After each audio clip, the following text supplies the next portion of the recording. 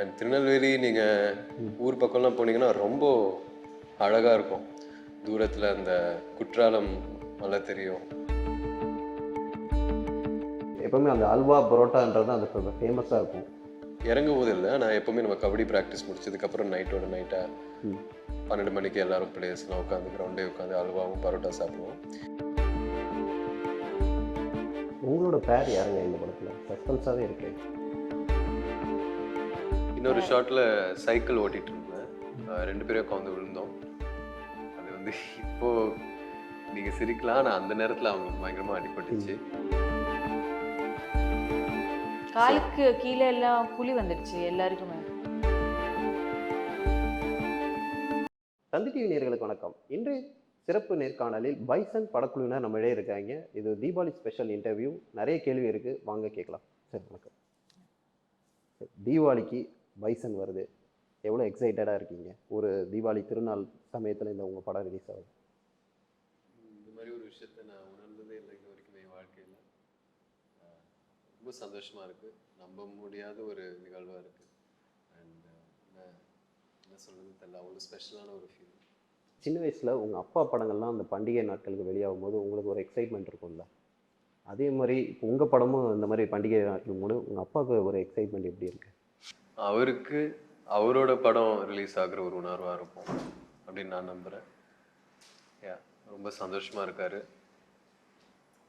அவருக்கு இந்த இந்த இந்த அனுபவமே அவர் ஒர்க் பண்ண படம் அது ஒன்று ரிலீஸ் ஆகிற மாதிரி அவருக்கு ஒரு ஃபீலிங் இருக்கும்னு நினைக்கிறேன். சரி, இப்போது ஹீரோயின்ஸ் 2 பேரும் ட்ரெய்லர் வெளியானதுக்கப்புறம் துருவோட 2 டிரான்ஸ்மிஷன் நாங்கள் பார்க்குறோம். ஒரு பாதி இன்டர்வலில் ஒரு இது, அப்புறம் ஹேர் கட் பண்ணிவிட்டு அடுத்த வேலை. உங்கள் 2 பேருக்கும் எந்த ஒரு டிரான்சிஷன் வந்து பிடிச்சிருக்கு? எனக்கு அந்த டிரான்சிஷன் பிடிச்சிருக்கு. உங்களுக்கு எப்படி பிடிச்சிருக்குன்னா இல்லை, ஒரு சின்ன லுக் வைஸ் சேஞ்ச், ஒரு மாதிரி ரஸ்டிக்காக ராவாக வராரு. ஒரு இன்ட்ரோல் பீக்கில் வந்து வேறு மாதிரி ஒரு மாதிரி அடிதடி பண்ணி ஒரு மாதிரி ராவாக வராரு.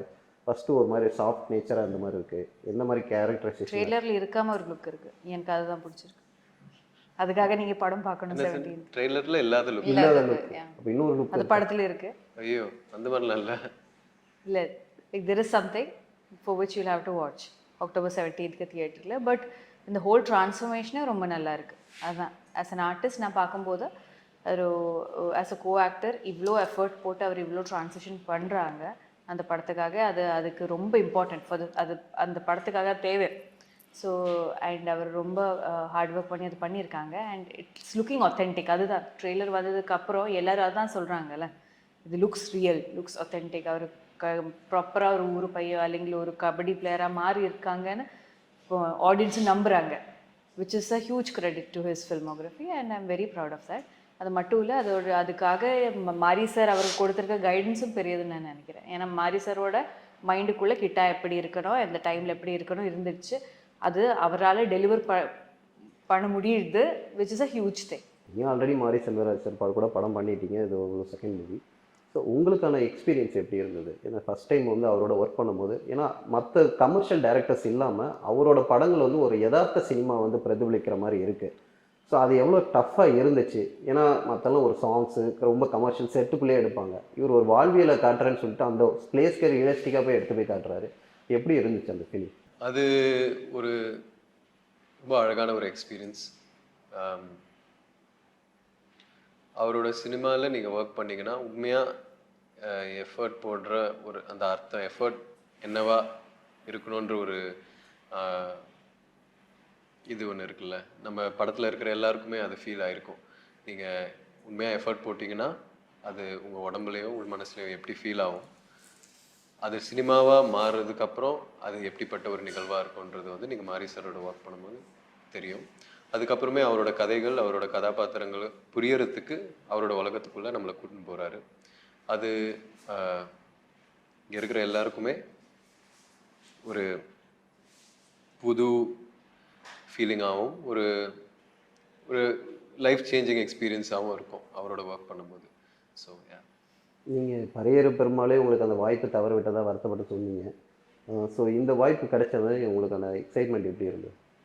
என்னால் நம்ப முடியலை. ஃபர்ஸ்ட் ஆஃப் ஆல் பிகாஸ் எனக்கு ரொம்ப பிடிச்ச டிரெக்டர். அவங்களோட ரொம்ப கம்மி எனக்கு அந்த மாதிரி எனக்கு ஒரு அவங்க ஸ்டைல் எனக்கு ரொம்ப பிடிக்கும்.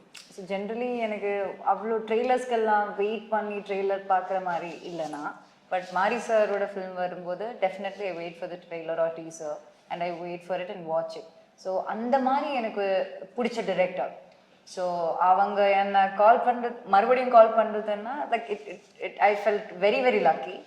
அண்ட் ஏதோ எனக்கு தெரியும் அவங்களோட மூவிஸ் பார்த்தாலே தெரியும் அவங்களோட ஃபில்ம் மேக்கிங் ரொம்ப டிஃப்ரெண்டாக இருக்கும். So at the same time it looks very difficult and challenging too. So இந்த செட்டுக்கு வரதுக்கு முன்னாடியே எனக்கு ஒரு ஐடியா இருந்தது இது ரொம்ப டிஃபிகல்ட்டாக இருக்கும், ஆனால் எந்த மாதிரி டிஃபிகல்ட்டின்னு எனக்கு தெரியல.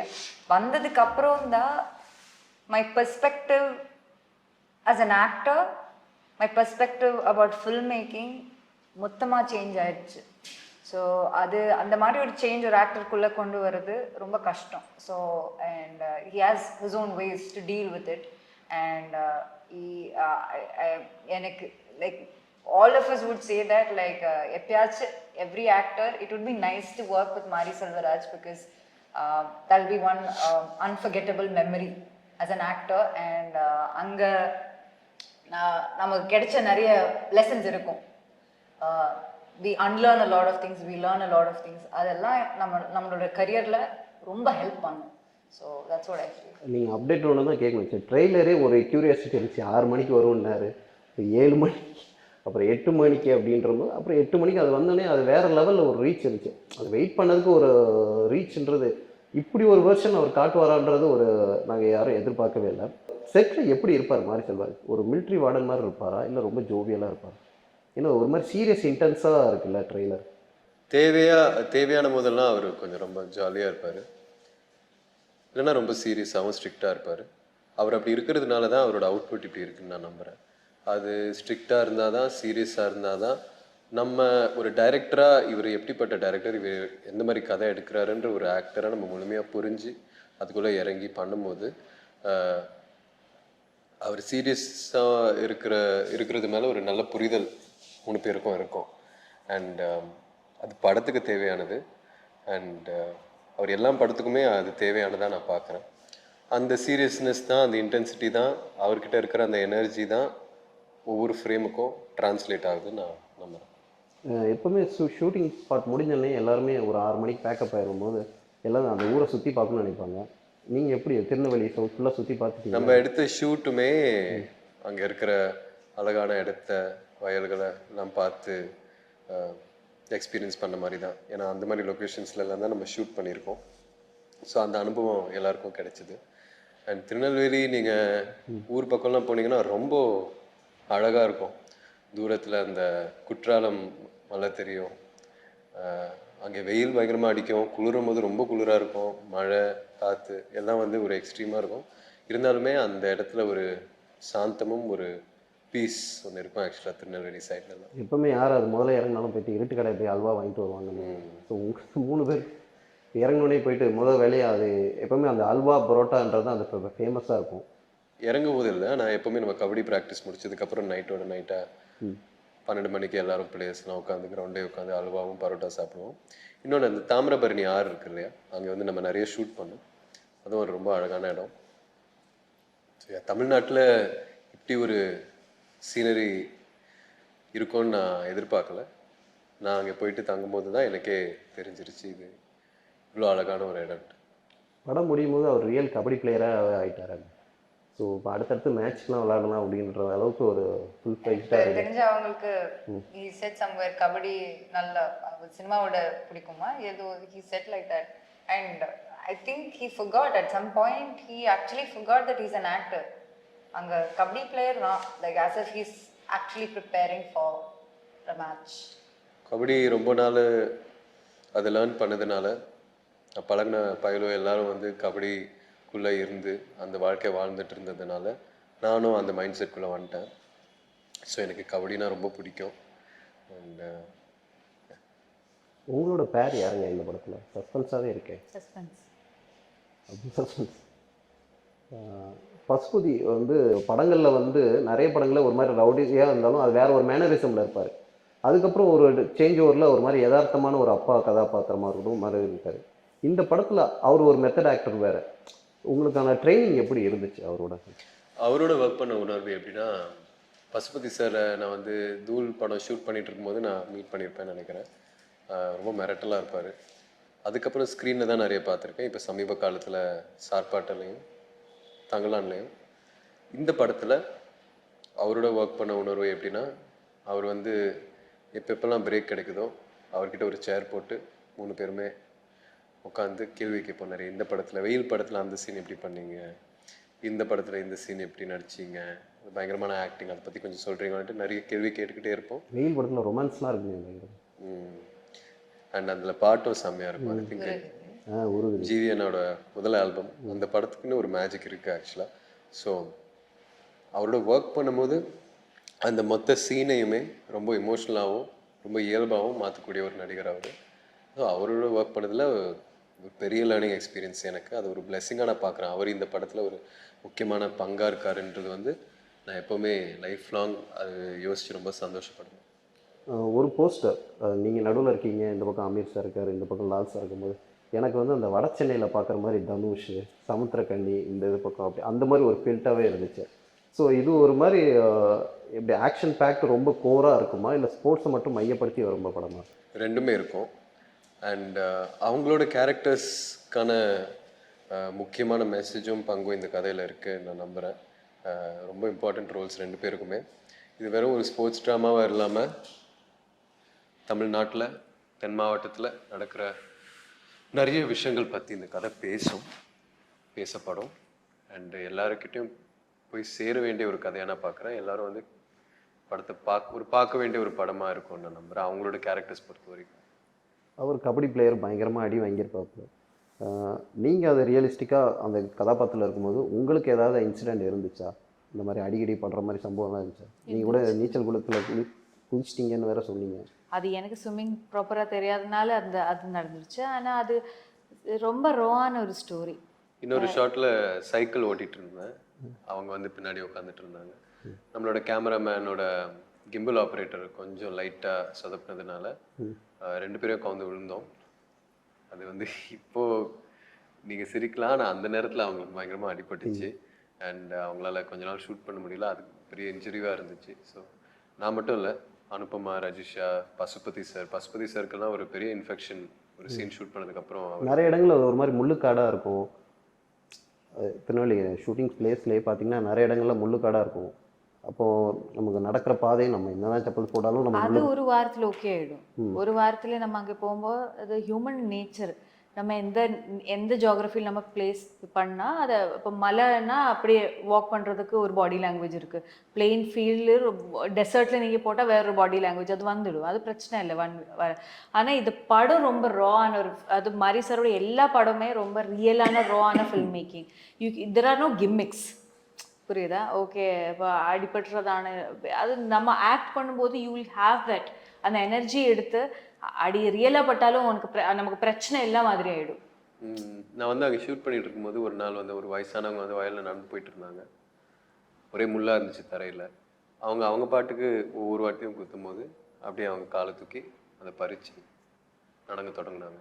அதே மாதிரி எங்கள் 3 பேருக்கும் அந்த மாதிரி அனுபவங்கள் நிறைய. ஒரு பாயிண்ட்டுக்கு மேலே, ஏன்னா யாரும் அங்கே செருப்பு போடுறது இல்லை, அந்த மாதிரி இல்லை, காலுக்கு கீழே எல்லாம் குழி வந்துடுச்சு எல்லாருக்குமே.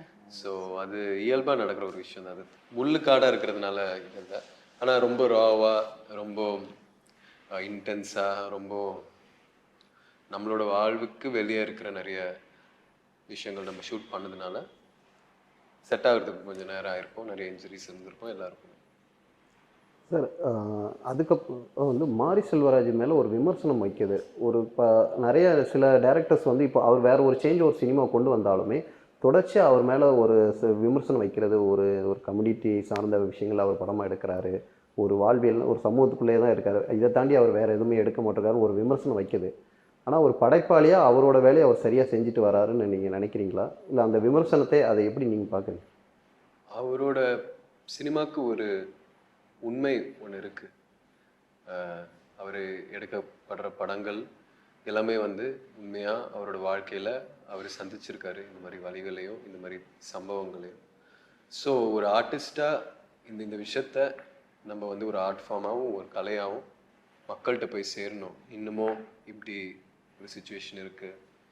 இது பேசப்பட வேண்டிய ஒரு விஷயமா நான் பார்க்குறேன் அவர் சொல்கிற படத்தில் சொல்கிற எல்லா விஷயமுமே. அண்ட் அது வந்து எடுக்கிற விதத்தில் இருக்கு இல்லையா.